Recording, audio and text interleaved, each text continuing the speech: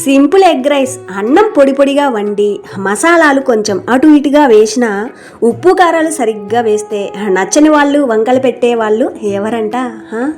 ఇంకాస్త ఈజీగా ఇట్లా చేసిన ఎగ్ రైస్కి పక్కన ఏమీ అవసరం లేదు, ఉల్లిపాయ నిమ్మ చెక్క ఉంటే చాలు. సరే, ఎగ్ రైస్ కోసం ముందుగా పెనంలో ఆయిల్ వేసుకోవాలి. ఈ ఆయిల్ మరీ ఎక్కువ ఉండకూడదు, అలాగని మరీ తక్కువ ఉండకూడదు. ఇది 2 లంచ్ బాక్సుల కోసం దాదాపు ఒక 20 స్పూన్స్ అనుకోండి. వేసిన ఆయిల్ బాగా హీట్ ఎక్కిన తర్వాత ఒక పెద్ద సైజు ఉల్లిపాయని ఈ విధంగా చిన్నగా కట్ చేసుకోవాలి. దాంతోపాటు ఒక 4 పచ్చిమిర్చిని కూడా కట్ చేసి వేసుకోవాలి. వేసిన ఈ ఉల్లిపాయ ముక్కల్ని మీడియం ఫ్లేమ్లో ఈ విధంగా కలుపుకుంటూ వేయించుకోవాలి 1 నిమిషం.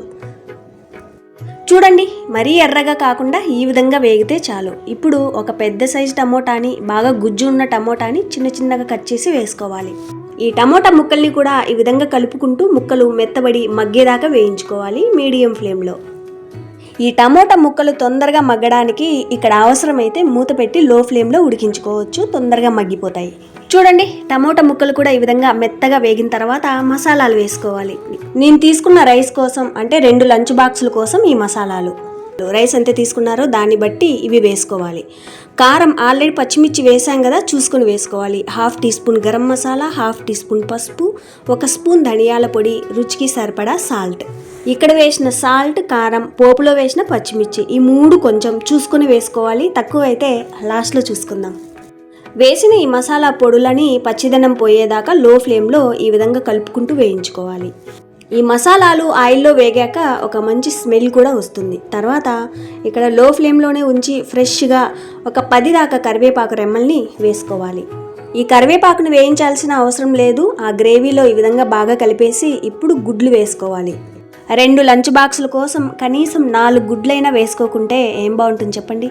ఎన్ని గుడ్లు వేసుకోవాలా అన్నది మీ ఇష్టం. అది 5 అయినా వేసుకోవచ్చు, 6 అయినా వేసుకోవచ్చు, లేదా 3 అయినా వేసుకోవచ్చు. ఎగ్స్ వేసిన తర్వాత ఎక్కువ కలిపేయకుండా ఆ గ్రేవీలో ఒకసారి ఇట్లా కలిపేసి వదిలేయాలి మీడియం ఫ్లేమ్లో 1 నిమిషం. గుడ్డు వేగడానికి పెద్ద టైం పట్టదు కాబట్టి ఈ విధంగా మీడియం ఫ్లేమ్లోనే అడుగు మాడకుండా పొడిలాడేలా వేయించుకోవాలి కలుపుకుంటూ. కంటిన్యూస్గా కలుపుకుండా మధ్యలో గ్యాప్ ఇచ్చుకుంటూ కలుపుకోవాలి. ఎక్కువ కలిపేస్తే మరీ పొడిలాడేలా అవుతుంది. కొంచెం చిన్న ముక్కల్లా వేయించుకోవాలి, అప్పుడే బాగుంటుంది రైస్లో మధ్యలో తినడానికి చూడ్డానికి. చూడండి, ఫైనల్గా ఈ విధంగా వేగాలి, మంచి స్మెల్ కూడా రావాలి గుడ్డు వేగినట్టు. అప్పుడే ఈ గుడ్డు ఫ్రై అనేది బాగా వేగింది అని అర్థం. సరిగ్గా వేగకుంటే స్మెల్ వస్తుంది. తర్వాత రైస్ వేసుకోవాలి. రైస్ వేసేటప్పుడు ఒకటి గుర్తుంచుకోవాలి, నైట్ మిగిలిపోయిన రైస్ అయినా లేదా అప్పటికప్పుడు వండిన రైస్ అయినా సరే చల్లగా ఉండాలి, పొడిలాడేలా ఉండాలి. ఇక్కడ వేడి రైస్ వేస్తే ఏమవుతుందంటే ఆ గుడ్డు ఫ్రైలో కలిపేటప్పుడు ఆ రైస్ అనేది విరిగిపోయి ముద్దలా అయిపోతుంది. అది చూడ్డానికి బాగోదు, టేస్ట్ అస్సలు బాగుండదు. ఒకవేళ రైస్ పొడిగా లేకుండా ముద్దగా ఉంది అంటే ఈ ఎగ్ రైస్ చేయడమే మానేయచ్చు. చేసిన చూడ్డానికి టెక్స్చరు, తినడానికి టేస్ట్ కూడా బాగుండదు.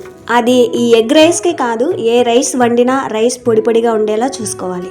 ఇంకోటి ఏంటంటే, నేను స్టార్టింగ్లో చెప్పాను కదా, ఆయిల్ మరీ ఎక్కువ ఉండకూడదు, అలాగని తక్కువ ఉండకూడదు అని. వేసే ఆయిల్ ప్రతి మెతుకుకు పట్టాలి. అప్పుడే మనం వేయించిన మసాలాలన్నీ మెతుకు పట్టి టేస్ట్తో పాటు చూడ్డానికి రైస్ లైట్గా మెరుస్తూ ఉంటుంది. అట్లా అని చెప్పి మరీ ఎక్కువ వేయకూడదు. ఒకవేళ ఎంత వేయాలి అనేది అవగాహన లేకుంటే ఇక్కడ వేసుకోవచ్చు. చూడండి, ఈ విధంగా బాగా కలిపేసిన తర్వాత ఇక్కడ పొడిగా డ్రైగా అనిపిస్తే మాత్రం 2-3 స్పూన్ల దాకా ఆయిల్ వేసుకోవచ్చు. ఆయిల్ తక్కువైనా పర్వాలేదులే, కానీ ఎక్కువైతే అస్సలు వేయొద్దు. చూడండి, ఈ విధంగా బాగా కలిపిన తర్వాత ఇక్కడ ఉప్పు కారం సరిచూసుకోవచ్చు. కొంచెం కొత్తిమీర వేసి ఇప్పుడు హై ఫ్లేమ్లో ఉంచుకోవాలి. చల్లగా ఉన్న ఈ రైస్ మొత్తం వేడెక్కేదాకా హై ఫ్లేమ్లో ఉంచి అడుగు నుండి పొగలు వచ్చేదాకా వేడి చేశారు అంటే స్మోకీ ఫ్లేవర్తో అదిరినట్టే.